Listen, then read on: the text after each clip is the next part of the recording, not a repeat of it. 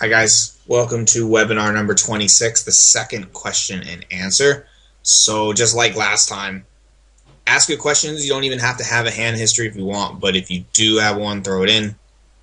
No dumb questions unless they're my questions, and clarify anything. So hopefully what's going to happen is just as we talk about stuff, maybe you'll remember something that confuses you or you want to ask them. Because right now, maybe it's kind of hard to think about exactly what you want to ask, but you'll think of something. All right, Morton. Stage of game, game type, lay it out on the table. Suppose it's 45-man, right? Final table. Okay. We got 7 people.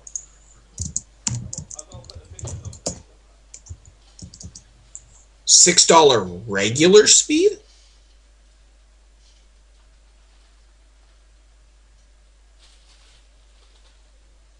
How are you... Is it still the same setup? Is this where you get to the final table and it's these stack sizes? Huh. Okay. But weird. But the blinds, though, probably go up shorter. This should be in the money, correct? Yeah, how long are blinds? Good question. Good question. Because it implies you have more time if blinds are a 10-minute, like non-turbo speed. It would imply something. And this is really good in MTTs too, because I think like in different MTTs, there's different blind structures and the timing of the blinds, and it's always good to notice that stuff. It's a turbo. Okay, you're drunk. All of that for nothing, but so. Okay. 350. Okay. And the question is what?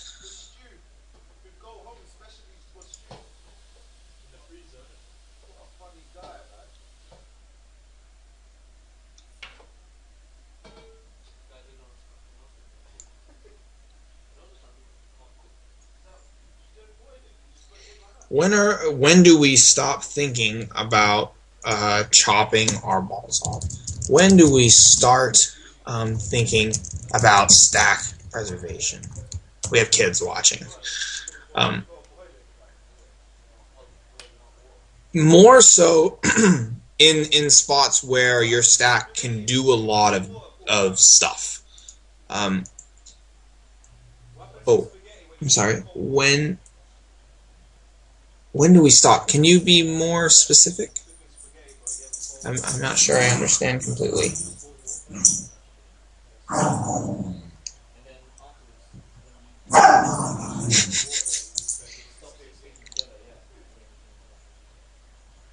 Joe. No. Webinar. Bad dog.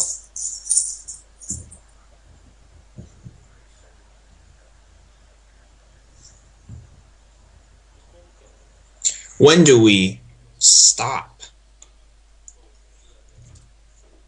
Okay.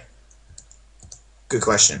When blinds are massive for your location in the game. When your stack can't bulldoze people. Usually this would probably occur somewhere around like 15 or less big blinds. But it varies from game to game because 12 big blinds in a 45-man would be great.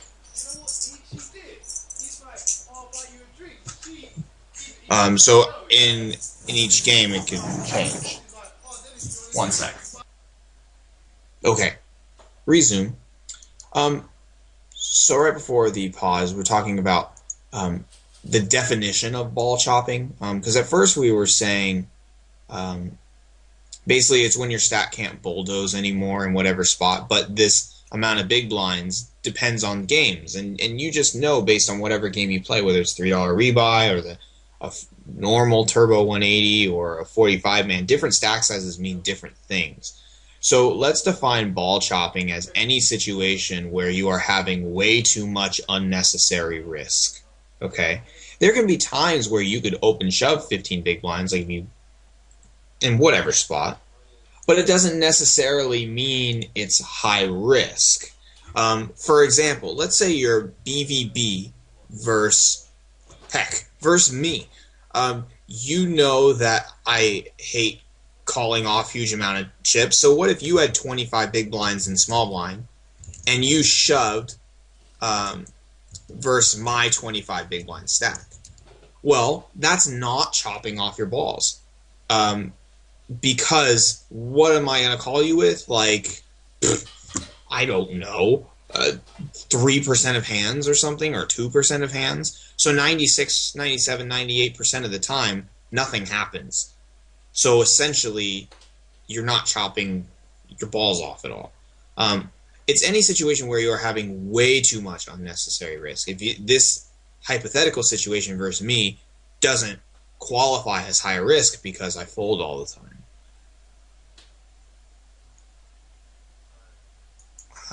Puyan, do you have something to say, sir?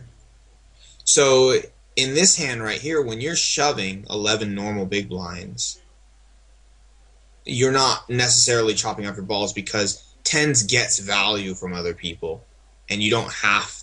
It's not. I should say you're not having way too much risk here because there's value. Well, Puyan says, I would have thought that shoving 25 big blinds into me is not chopping off your balls. You lose 25 big blinds when you're cooler, when you can easily avoid that situation. Right. I mean, I would never actually recommend shoving 25 big blinds like that, but in theory, you would not be ball chopping because the risk there is minute. You only probably get the worst thing possible, which is losing your 25 big blinds, perhaps a total of 1% of the time. 3% of the time I call you, and 1 out of those 3 times you suck out. Okay, so maybe 2% overall, like you're screwed. Chopping off your balls definitely occurs more in calling because when you call, you always go to showdown. When you shove or you raise, obviously you don't. In this situation right here, though, there isn't a high amount of risk. Yes, you can be called by a better hand, but you still get value at the same time. If you have more chips, min raising becomes easier, allowing others to flat with worse hands, and you can extract more value that way. But I don't think there's anything wrong with shoving this under the gun, even into 3 similar type stacks. A lot of players can call you with 9s, 8s, and 7s right here, so you definitely get value. Puyan adds, I think raise fold with 10s here sucks more since the blinds are so big. There is so much in the pot to give away. Right. I don't think I would raise fold here. If I raised to 3,200, I would definitely be calling everybody unless there were multiple opponents who got in with a 14K stack and it was obvious that we were screwed. And I wouldn't really even consider folding in the ICM sense either. Like if I raise to 32, that guy's very short. And let's pretend a 20K stack reshoved on me. I wouldn't care about, oh my god, ICM says it's bad to call. Because with a hand like 10s, the only way we can fold is if we're absolutely sure that we're crushed. And sure, yes, that can happen sometimes, and maybe you can make a hero fold in that rare occasion. For the most part, you can just get worse hands to come along too.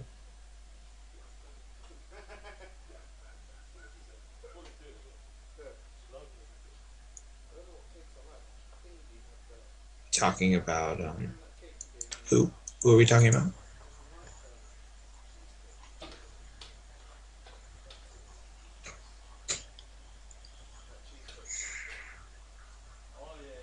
I mean, their range is probably not very wide.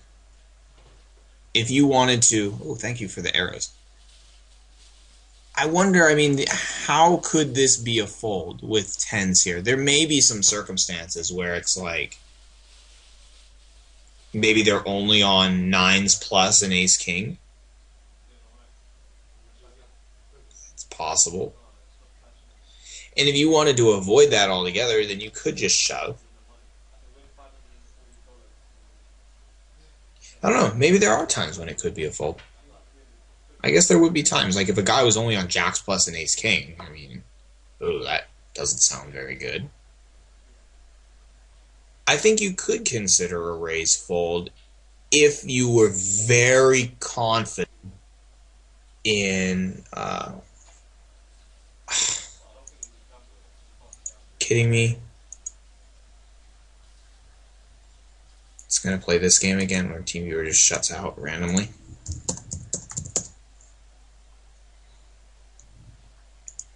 I think you could fold if multiple opponents got in with the big stacks, and also if you knew that someone was only a nit for sure. Let's see the action here. So he definitely has a strong hand, but there's still hands you beat unless he's an absolute nit. This just seems like I don't think there's anything you can do to avoid this with your stack size. The only way you can avoid that is if you min-raised and one guy reshoves and then that guy overcalls. Yeah, everything is fine. I mean, this isn't chopping off your balls by shoving 11 big blinds because you're not having way too much unnecessary risk. It is, yeah, this is just you running great. That's exactly what this is. Because if you were to min-raise for value, you could still call that guy because there are plenty of guys here, and we're readless, of course. 9, 8, 7s can reshove there easy. If we had 25 big blinds, now it's a little different. Of course, the effective stack size is still the same in terms of effective normal big blinds or effective true big blinds. However, your actual hero normal big blinds are much different now because you can afford a raise fold. It doesn't damage you. When you min raise to 3,200 here, I'm not sure what percentage that is. Is that like 20% of your stack? Yeah, you have 11 big blinds, so if you raise 2, that would be 18% of your stack that you're putting in the middle when you raise. And if you were to have 25 big blinds and you're putting in 2, then that's only 8% of your stack. So totally different. And you could, because then when you fold, you still have a huge stack that you can use for the future. Here, when you fold, you have 9 big blinds, then you're down to 8 on the very next hand. I think 8s is something you could raise fold. A lot of it comes from, think about it like this, like we say before. If a guy has these hands, and you have that, then they would want something like that to break even. But then also we're throwing in hands like ace king, ace queen, ace jack, etc., which make it better for you. But all of a sudden, if you have pocket 8s, that shifts here. And now there's 10s and 9s you also have to worry about, which means 5s, 4s, 3s, and 2s. You're the dead middle pair. Cool.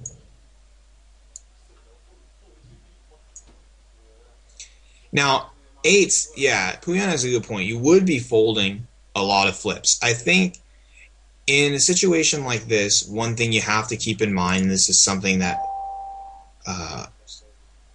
someone just ring the doorbell here.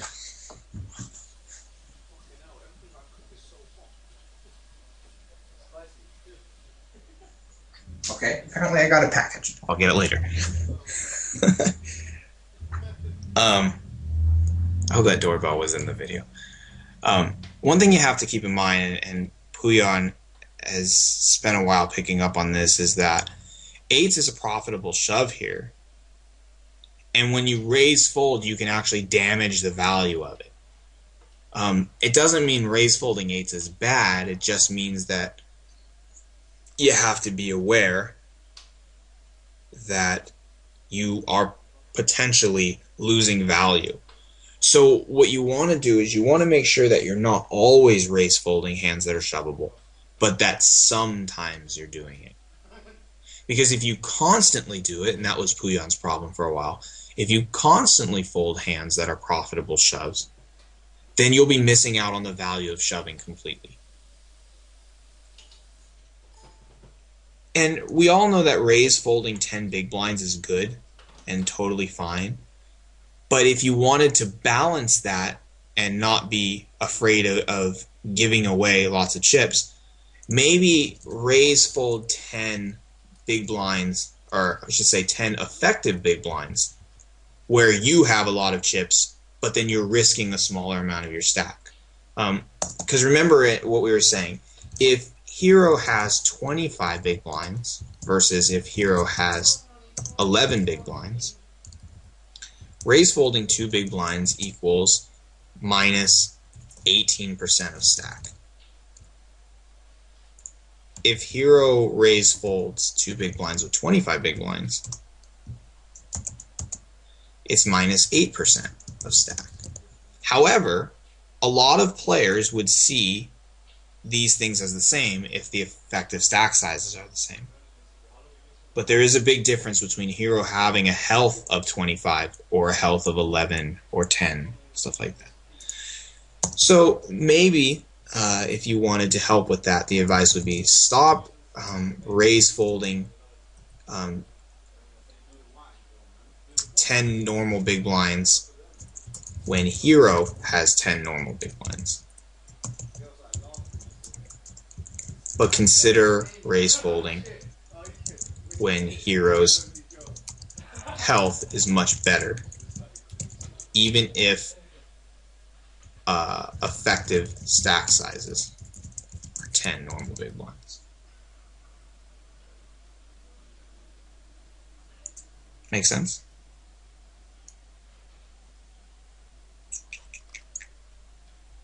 Cool.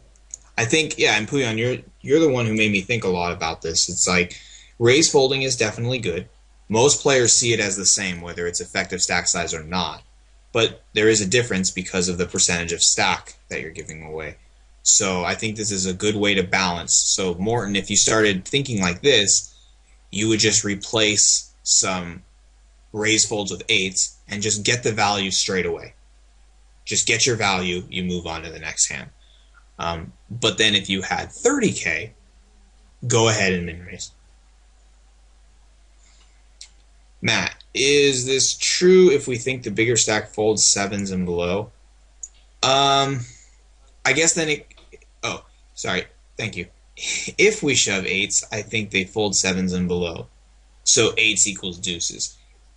That would be true, like 95% true, with a few like, paired boards, stuff like that cancel out or counterfeit your 2s, but for the most part it's the same thing. Aaron, Aberon68, he was the guy who said, well, screw what Wiz says about shoving 6s plus, because versus the calling ranges in a lot of situations, 2s is the same thing as 6s. Because if you only get called by, say, ace 10 plus and 8s, then 6s, 2s, like whatever. Very small difference. The difference comes from the counterfeits, which is very rare. Very, very rare, especially in the short run. You got to remember, like, when you look at this, which, thank you for putting this, by the way, theoretically, yeah, you could shove 2s. When you look at this is over a sample size. What's the sample size? Do you still have it up? Isn't it like 15 billion hands or something like that? Like, how many? Could you show me the sample size on that if you still have it up? It should be like just some absurd number of hands that you'll never play ever. In your Poker Stove thing, Big News, it should say how many hands the sample size is over. 800 million. Perfect. So, in the 800 million times you play this hand or whatever, there'll be a 2% difference. Your, wherever it is, 33 versus 35. But yeah, good luck playing 800 million hands. So, you know, in the short run, you'll almost never be screwed over by the counterfeit, even though it does happen. It's just so rare. So I wouldn't even worry about it. So I think your play is fine, and to keep things simple yet still remain profitable, probably the best play here. So well done. Anybody else got a hand or a question?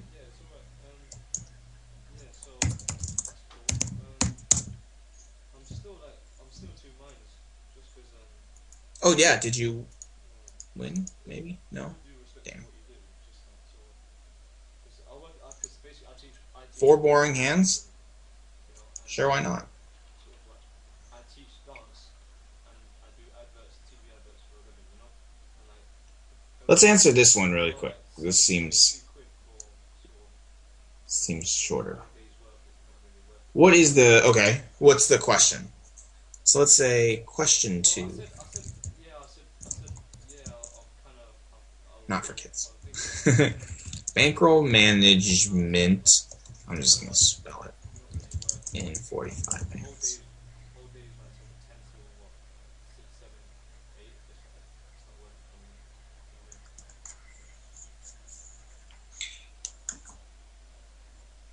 Plus or minus standard swings in these sevens and 15s. Um, The thing is, hmm. I don't know. I had to contact Louisa about it. Definitely, Someone else told me about it. So I contacted her yeah. saying, oh, I don't even know if Morton knows standard swings. He's like, I wish I had a standard swing. I said I would do it, but then It's definitely over I was 50. like, it's not really worth my time. I would It's not say, like yeah, I was gonna guess like 100 would be like big, get paid for it. and I do that for like 70-ish 50 quid. would be normal. So I kind of think when he says 80, Yeah. 80 is normal, I would go with that.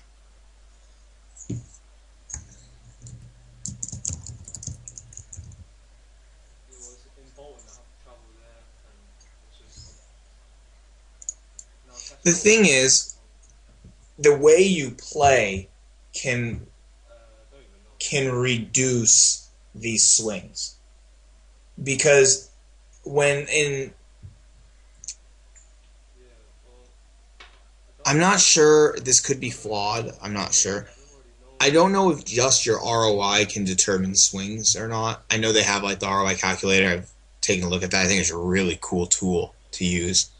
Um, but a lot of downswings or a lot of plays that are very high risk No, that's are linked directly to specific decisions that you make in game. And so if you can filter out the highest risk plays or the plays that are more likely to throw your results up and down, you will reduce because I've the obviously worked tomorrow, severity and basically it's basically of a downswing. and that's already 80 quid.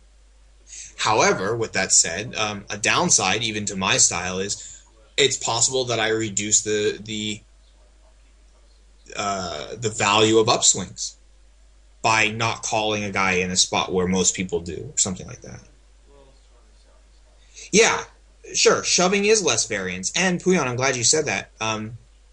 Not always shoving is less variance, but this exact example I gave here about you shoving 25 big blinds into me and why you're not necessarily ball chopping, it's because 98% of the time I fold.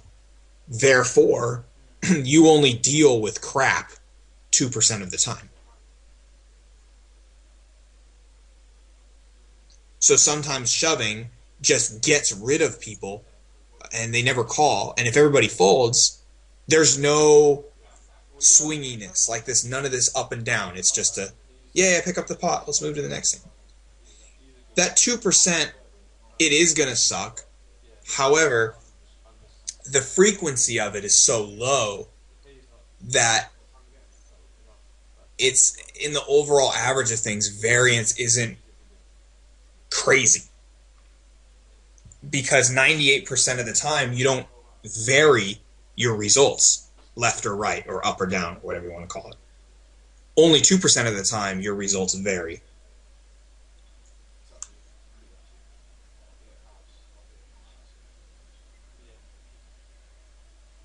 Well, right. I mean, you could avoid that completely. Like, avoid thinking in a situation and just be like, well, he's not going to call if I shove. Like, almost never. So I'll just shove. And that's a big reason why, like, in bubble situations, especially in 9 and 18 and 6 max, players will be like, oh, I will pwn the bubble. Or whatever they call it, right? Because they're like, well, he can't call, therefore I'll just shove. And that's a fine strategy. Used to do it a bunch, wins you money, right? But just because you can lower variance with a certain play, or shoving a lot, doesn't mean it's the best play. But at the same time, it doesn't mean it's a bad play either. The flaw where people make mistakes with this is doing it too often. There's a really good player. I don't like to name names, but that OMG Clay Doll guy, and he's a great player, great results. And so I've heard that, like in his videos, he will advocate shoving 15 and 20 big blinds like consistently. Fine strategy. You pick the right spots. They're profitable. Whatever. And if you make money, then good for him. Awesome. But I think maybe a subtle mistake there is doing the same play too much instead of having a healthy mixture of when to do it, when not to do it. Whenever you can take multiple player strategies, like if you say, OMG Clay Doll is really good, and Space Gravy is really good, and Sippin' Chris is really good, and you look at all these different players, and if you could just mix and match little bits of each player, that's how you can establish your own type of style. It's like take what you like most about one guy, take what you like most about another guy, mix them together to create something new. So Casper said, better to do that than lose money with taking post-flop against a better player. Well, right. And see, one reason why I think that, like I did well in these games, and it's not bragging, I hate bragging, but because since I could think post-flop really well, and hugely in part to Bad Clip's help, hugely due to him, and Aaron too, he helped me a lot with that, because I could outplay opponents post-flop, so I was like, well, I can earn more money than a simple shove pre-flop, so I'm going to play post-flop. And then, because it's so cool, because when you shove in any given situation, there's really only two outcomes. The person calls or the person folds. When you play post-flop, what's going to happen? There's so many different things that can happen now. Everything's not just boiled down to, oh, I'm 60-40 and I'm all in, or the player folds. Now it's like, okay, I'm post-flop. Can I check raise the flop? Can I double barrel? Can I triple barrel? Can he bet and fold? Can I 4-bet or 3-bet, or all these different possible things that can happen? And I always thought to myself, if players are making mistakes pre-flop, what kind of mistakes would they make post-flop when there's thousands of different events that can occur? Or if there's a good player who's good pre-flop, I wonder how good he is post-flop. Is he weaker post-flop? Let's take him into his weak spot. If you ever had to go against someone who's good at something, the way that you beat them is to put them in their weak spot. Like, you guys all know Shaq, right? Shaquille O'Neal, one of the greatest basketball players of all time. But that dude sucks at free throws. So a strategy you could use against him is you foul him, and now he has to shoot a free throw. But he sucks at free throws. But if you just let Shaquille O'Neal dunk, he'll just kill you all day long. Because he's like Shaquille O'Neal. He's like one of the greatest players of all time. Leon says, it's not logic play versus math. Or logic play versus math play. It's which one should you do in the situation. Right. So you just find which play to use in which spot. That's kind of a tangent, but whatever. Any other comments or questions on that at all?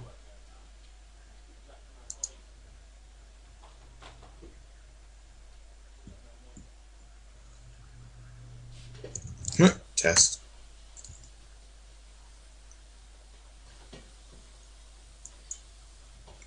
Big Nooch, you want to send those hands?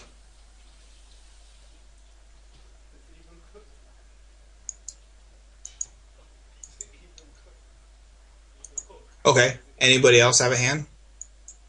Come on. I'll see if I can find one of my old hands, as I have like no hand histories left.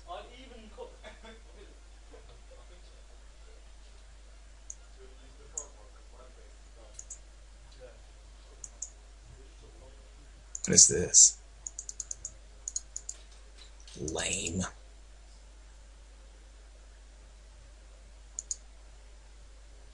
think I only have like 10 hand histories left. Yeah, and it was in a $50 9-man too. Lame.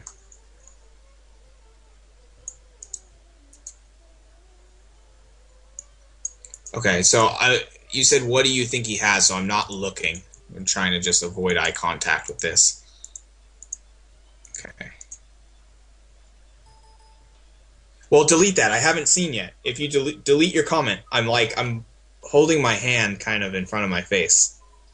Oh, you folded? Oh, then never mind. Gotcha. Okay, so this is, set this up, please. What is stage of game? Oh, well, heads up, but like what buy-in? $2 heads up, okay. So $2 180 man heads up versus fish versus a transparent fish. You know, this is a really weird word when you think about it. It's like a parent who's a tran. Okay, inappropriate, bad joke on Skype. Okay. Okay. That's a weird word. I don't know. Transparent? Transgender? Anyway. Okay, so yeah, I know, facepalm, right? Where is that? You guys are cool. What is this? Okay. I hate Windows updates. So he limps, you check. Fair enough. Got a club. He checks. You could do lots of stuff. You could stab out if you want. You could just check and keep the pot completely small. Totally up to you. Okay, so you bet 6K. He calls. Okay, so before the river comes out, you don't even know your own hand. Before the river comes out, let's just go through and talk about every possible hand. I like your stab. Or his stab, I mean. Who stabbed? I forget. Your stab. I like it. I think it's fine. The key here is what we want to do is we want to look at the board and try and think of every possible hand that is present on this board. And we don't have to be too specific about the flushes because there's a lot. So we could just say, for example, a flush draw, which it would be like, how do we say that? X, Y, X of clubs, Y of something else. Anything else? What else is on this board? Don't make me name stuff by myself. 10-9. Straight draws, like what? Queen 9.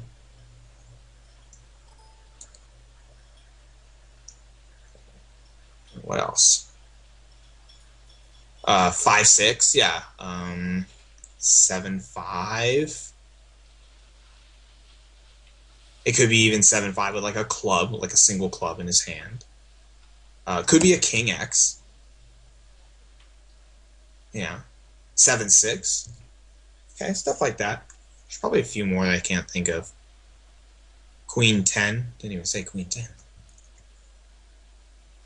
And maybe it's just a pair. I always wonder, like, if someone doesn't bet a 4 on the flop, why would they bet a 4 now?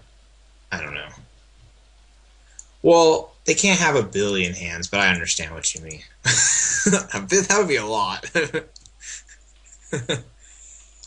But I mean, hey, I can have a billion hands here too if I'm the better. Like, that would be a good thing, I guess. Oh, he called. Yeah. I keep forgetting. I think he bets. But all these hands still apply because he has something that he can call with. So then we can add 4x, 8x. Maybe not so much Jack X because he checked the flop, but we'll just say Jack X question mark. Yeah, we'll round down from a billion. If it helps any, there are when no hands there's no dead cards. There's 1,326 hands, which rounded down from a billion is about right. Okay, and if it helps any, we'll call it There you go. So there's 1,035 hands left. Oh my god, that's crazy. Okay, so he calls. Now the club comes out. So we're only worried about a set of fours, probably not in his range based on the line. Or ace of clubs, which is possible. However, yeah, it appears that you have the nuts. He limped, but there's plenty of people who have ace-x when they limp. I mean, it's less likely because most people raise an ace because it's pretty straightforward. However, we can't rule it out. Well, how do you know that he plays an ace of clubs aggressively? Everybody's different. Yeah, what if he has ace, like ace queen with the ace of clubs here and he was trapping you pre-flop? It's very possible. Just because he has the ace of clubs, like for Casper saying, well, why is he so passive with the ace of clubs? Maybe that's just the way he is. You know, everybody plays in their own way.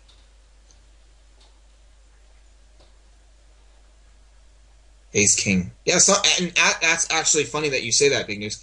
Some people limp ace king to trap, and some people don't trap. They think ace king is a drawing hand. It's true. Like, people will limp for different reasons. There's some people out there who probably only raise pairs because they're convinced they have the best hand pre-flop. Do you know that there's actually a breed of player who will always get a pair in pre-flop because if the other person has ace king, the pair is the best hand. And if you get all in with the best hand, that's all that counts. There are actually people like that. I remember at a casino a long, long time ago when I was learning how to play, and my friend told me a story at his table, and he said that a guy got really pissed at another player for calling pocket threes pre-flop versus a raise. And he said, how could you call with threes? You knew pocket threes weren't the best hand. Which, obviously, this guy had aces and was beat by a set of threes. But people interpret stuff differently than other people. You know, everybody has their own opinion. Okay. So obviously bet for value because basically every random club and maybe a king and a fluke call by something else will call you here. So I guess the idea would be to bet an amount that targets clubs because that's the most common thing that will call you here. So what's the best bet size?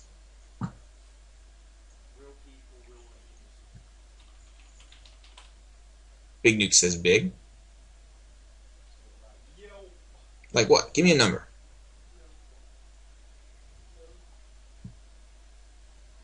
Yeah, and a lot of people have a hard time folding a hand that has a powerful name.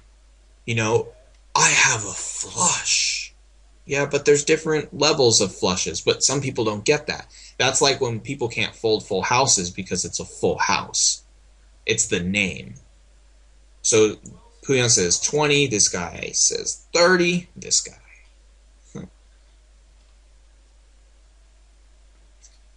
Maybe 30 actually makes a whole lot of sense. I don't think I'd ever do that, and I love that. The idea that a lot of people would have a hard time folding here. But there is one thing you have to think about here, and that you're obviously not targeting the ace of clubs. The jack of clubs and king of clubs is gone. So your number one target hand is a 10 of clubs. So you think about what hand could he have that contains a 10 of clubs? Well, since he just called the turn, it could be just a 10 anything with the 10 of clubs. But that would be the number one hand. So Morton says you would bet, or he would bet 5K to induce a reshove. And also a 5K on the river, small bets a lot of the time just induce calls. Because they know, the one thing that every bad poker player will know this, if you call on the river, the hand is over. So when you bet really small, you're actually just giving him an excuse to finish the hand. Like, haven't you ever just done something in life that's really hard and all you can think while you do it is, oh, I just want this to be over? Happens all the time. This is really hard and I don't know what to do. I just want it to be over. Big Nuke says, I learned that in Polygon Omaha recently, when I draw to a 10-eye flush and when I get there I have to fold it. That feels bad and fishes can't make tough laydowns. Exactly. It's hard to make a tough laydown. Huyan says, I agree that you lose a lot of value with 5k if he just calls. It's tough to know because he can call min bet with ace high. Yeah. Let's see what you bet. To be honest, if he has a hand, whatever he decides to call with, there's not much difference in the mind from the bet size unless you go all in. Yeah, if it's like a flush and he goes, I'm going to call, as long as you don't make like an absurdly huge bet that scares him away. Most people will call, like if you bet 20, it'll be the same as 22, which is probably the same as 24, etc.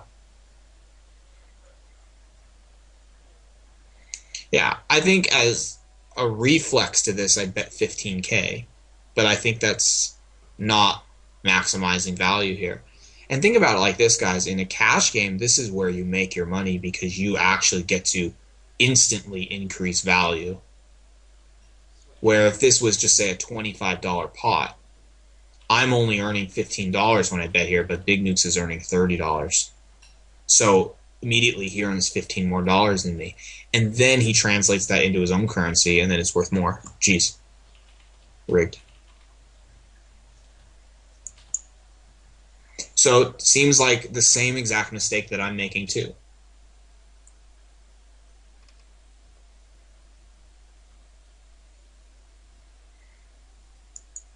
Oh! There you go. Now this is really interesting because now a 30k bet is foolish. However, it's still probably better because overall he usually doesn't have a hand that's worth shoving here.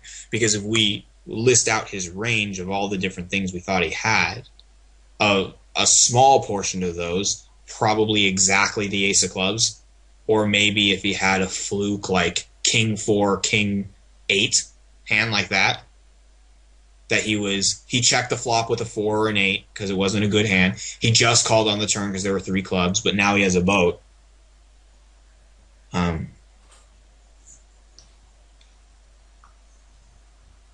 What do you mean most likely still call with king X? It really, like here, I would never give credit to someone bluffing here at all. It's possible sometime, but it's almost never. So basically you're looking at the ace of clubs or king 4, king 8. Or possibly the slowest played pocket 4s you've ever seen. But fold. So why bet bigger than 12k? Because you're targeting Big Nuke's the reason is you're targeting a flush draw. And a flush. And there's a lot of players who really can't tell the difference between strengths of flushes. Because no one who has, like, if someone has a 10 of clubs, not a lot of people are capable of thinking, oh, he could have the queen of clubs or ace of clubs. They just look at their own hand and determine this is a call, this is a fold. So you're trying to extract more value out of people who can't tell the difference between a marginal flush and a good flush. Yeah, and you also kind of incorporate a little bit of that overbet pot effect. That maybe if you bet 25,500, it triggers something in someone's head as a bluff. Maybe some people are like this, but if you bet 25,000, it's just a pot bet. Puyon, usually when a bet like this takes you by surprise, it's because you're beat. It's like he just got there. What changed? The king of clubs came. That completes king 4, king 8, and an ace of clubs. So whenever something takes you by surprise, it's usually because something changed. So if you can spot what that change is, the king of clubs, then ask yourself what the king of clubs affects, king 4, king 8, and ace of clubs. And that's usually what your opponent will have.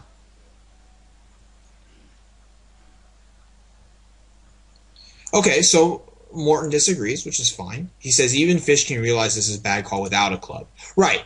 So maybe you can bet smaller to target hands that aren't flushes. Like you can make a compromise with yourself and say, okay, I'm going to bet smaller because I'm targeting flushes, but I'm still getting value from an 8 that he just can't fold. right? Whereas Big Nukes is basically saying, I don't care about getting value from an 8, so I'm going to bet big anyway. Okay, fair enough. Fair enough. I don't think, like, betting 12K like Leon did is a drastic error. It's just, it's probably a subtle mistake. And I think, like, I'm doing the same thing, though. Like, I'm making the same mistake. Like, in any given situation, you just want to trust yourself. And all we can do is practice this and talk about it outside of games. So hopefully what we can do by that is we're affecting your thinking process subconsciously, like on a subconscious level where you don't know it, but what you're learning right now, hopefully, is seeping into your thoughts. So in your brain somewhere, this will be stored. And a week from now, you probably won't even remember this hand, right? But hopefully the knowledge that you obtain from this hand will somehow be in your subconscious. So when a similar hand comes up like this in the future, you're never going to go, oh, I remember the hand from webinar 26 where we discussed the perfect bet size, and too hard. The hope is that if this comes up again, something feels different to you. And it'll all be just a subconscious change. Let's read what you wrote. Puyon says, because we really bet for value 2/3 standard. Right, agree. But then when he rejams, we have to fold, right?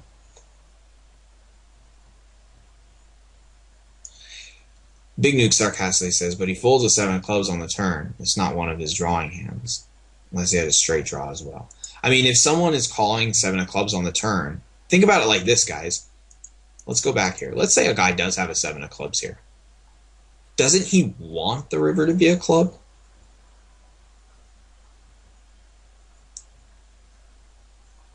This is good. Max value from target hands. Yes, exactly, Puyon. Well worded.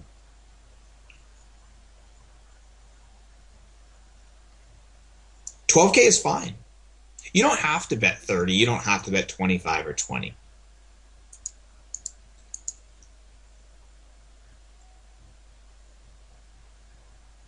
It is tough. I agree. Like, the point is just trust yourself. Trust yourself. In whatever decision you make, know that it's a good decision. It doesn't necessarily mean it's the optimal decision in whatever situation, because poker is a game of imperfect information, right? We're making mistakes all the time, but without ever realizing it, right? We're doing things that are less than optimal all the time because it's all based off of imperfect information. Like, unless, like, can we get this guy? Can we, like, email Colonel Maggot and be like, hi, what would you call here if I bet? That's the only way we could ever know. Like, if I bet 30K, what is your calling range, sir? That's the only way, and we're never going to know that stuff. So all we can do is trust in ourselves that we're making what we believe is the best play possible at any given moment. Exactly. How would we ever know that? Puyon says, another thing I considered was that I know I'm a better player than him, so hero calling here was risking all that edge I have on him. Yeah, I mean, not only that, but, I mean, how often do you really have the best hand here? The only thing you beat is a 10 of clubs or 3 kings that doesn't realize there's a flush on the board. Like, he's colorblind, but instead he's suit blind. He doesn't realize there's 4 clubs.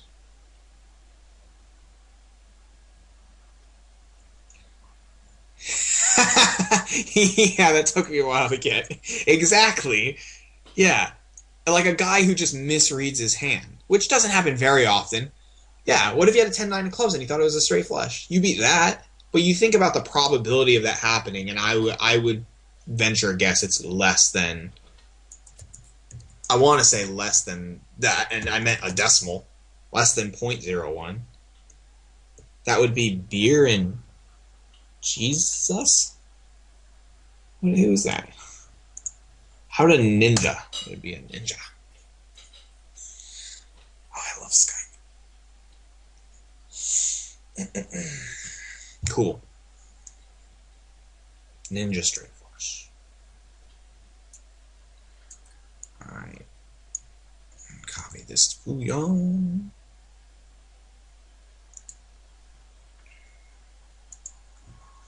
Anyone else with good hands?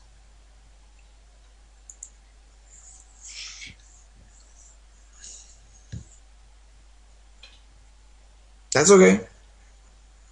Oh, good. Congratulations on winning. It was a good webinar.